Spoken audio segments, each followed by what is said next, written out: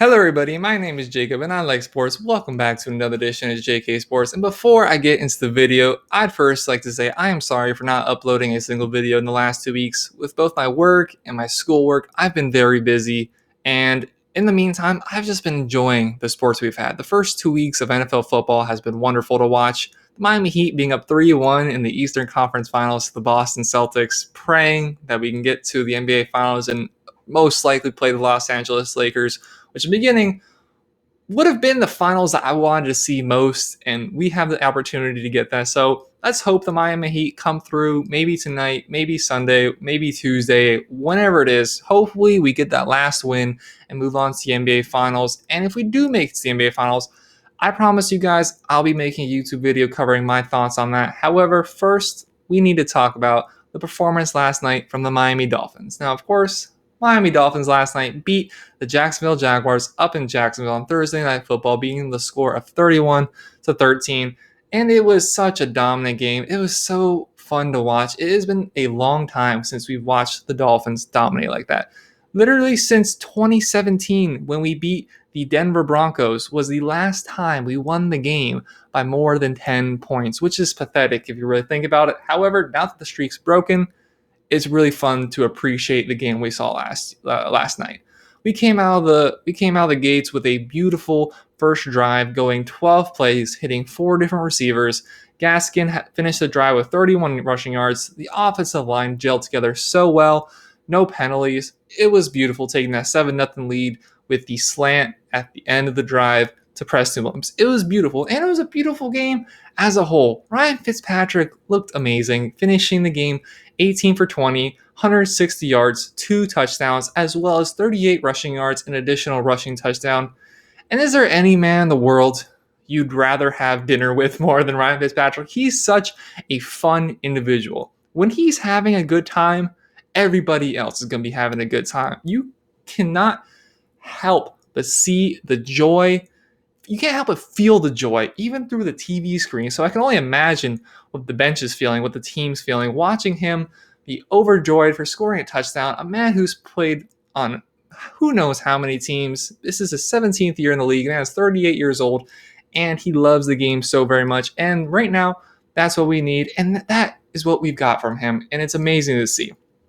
One other thing that, as a team, for the whole of the team, which was great to see, was how we attacked them in so many different ways, and shows that we have the potential to attack teams in many different ways.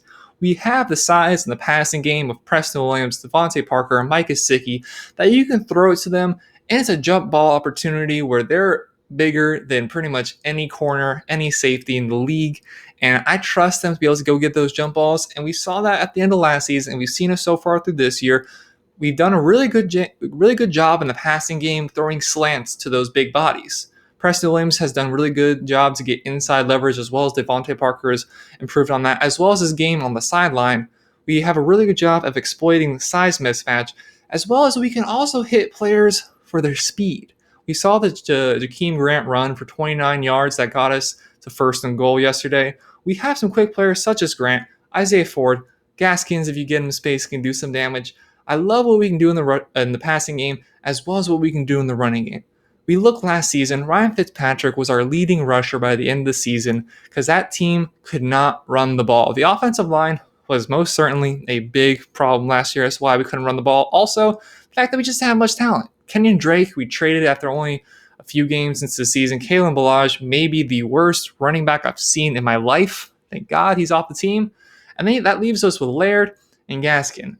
And no one really expected that either of those two to be competing this season. Laird hasn't been, and Gaskin was somebody who may or may not have made the team when preseason camp ended.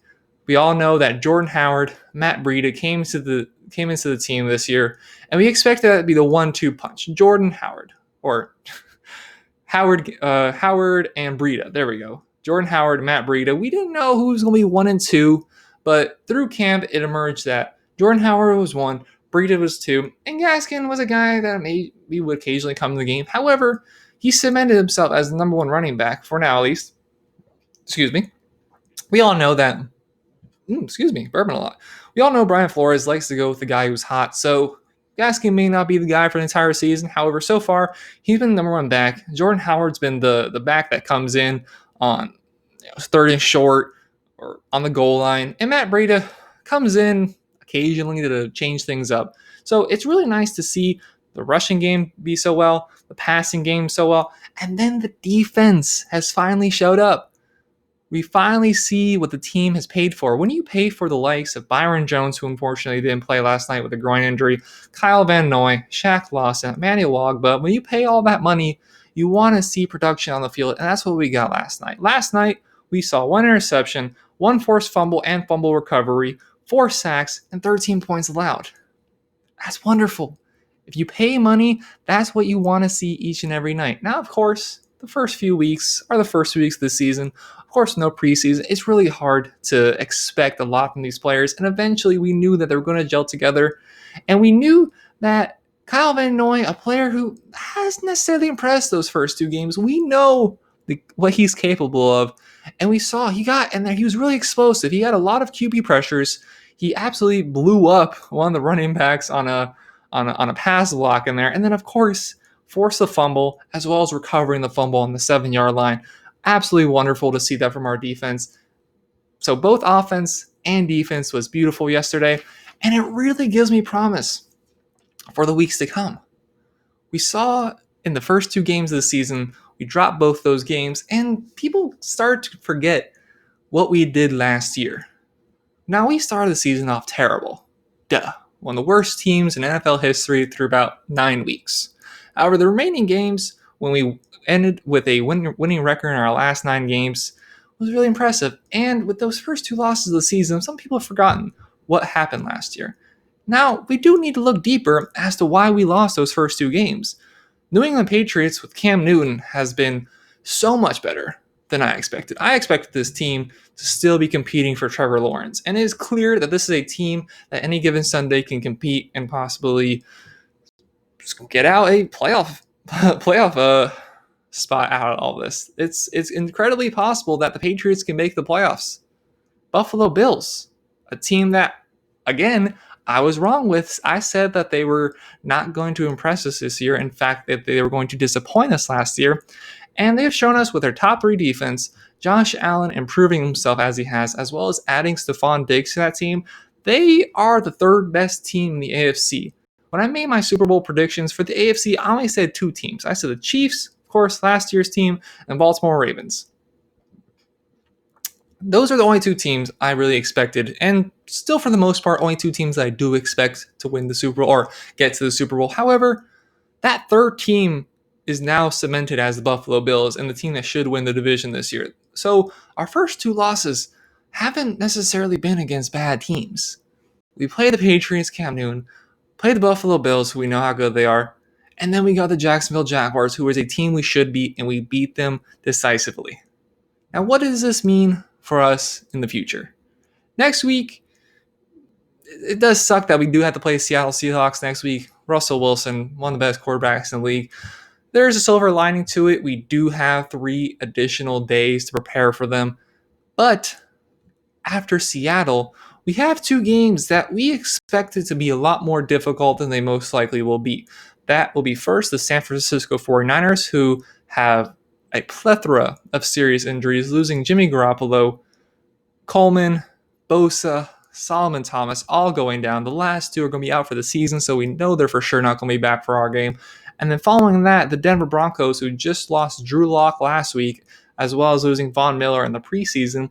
These are 2 teams that I expected us to lose to, and now there's a legitimate shot that we could beat them, especially with the momentum we hope we have created from last game.